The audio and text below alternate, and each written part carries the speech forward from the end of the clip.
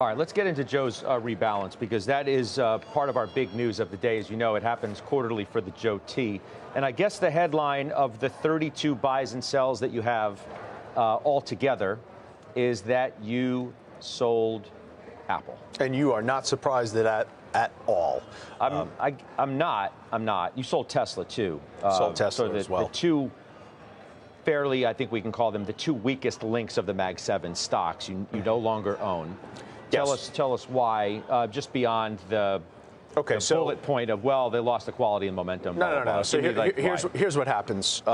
In April of last year, the strategy goes in and buys Apple at around 169.68, sells Apple at 170 yesterday. That's basically a scratch. So what is the strategy seeing? What is it recognizing? Number one, it's recognizing the negative momentum that has existed over the last year for Apple, and it's also concerned about the declining revenue growth. And the declining revenue growth for this company is real. If you look at the last 3 years, you're talking about 13% revenue growth. If you look at the last quarter, there was actually an acceleration up to, 2%.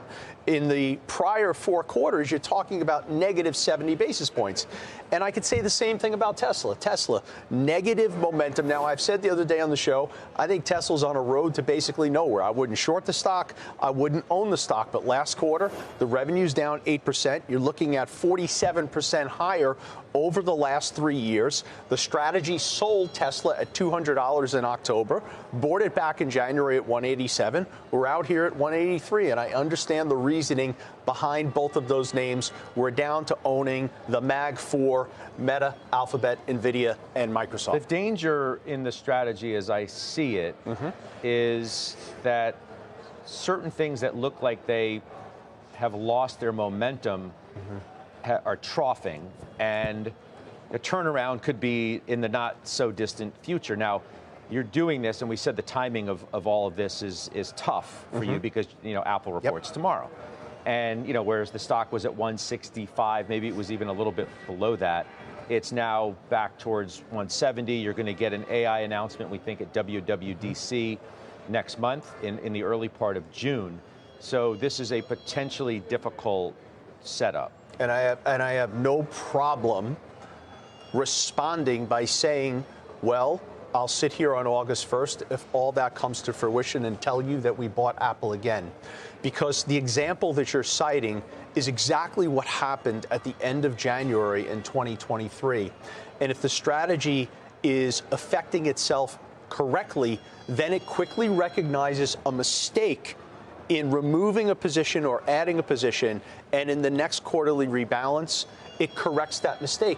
And if you go back, that's exactly what the strategy did with all of the mega caps. Remember, this strategy sold NVIDIA in January of 2023. In April of 2023, it bought it back. The price of NVIDIA at the time was $275. So the strategy should correct itself, and I'm comfortable with that. What's it going to do with NVIDIA in June 2024, given how the stock's performing and performing today? We'll see. Well, May 22nd is the earnings report. Yeah. So there's time.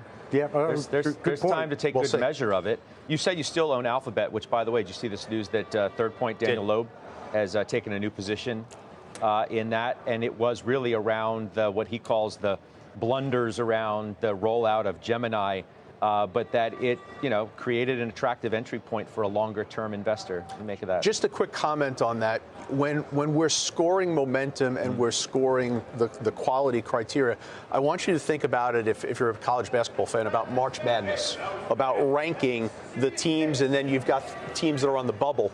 What I'm noticing with Alphabet is that the scoring for Alphabet continues to rise. Yeah. So it's becoming an even stronger holding within the overall ETF itself. All right.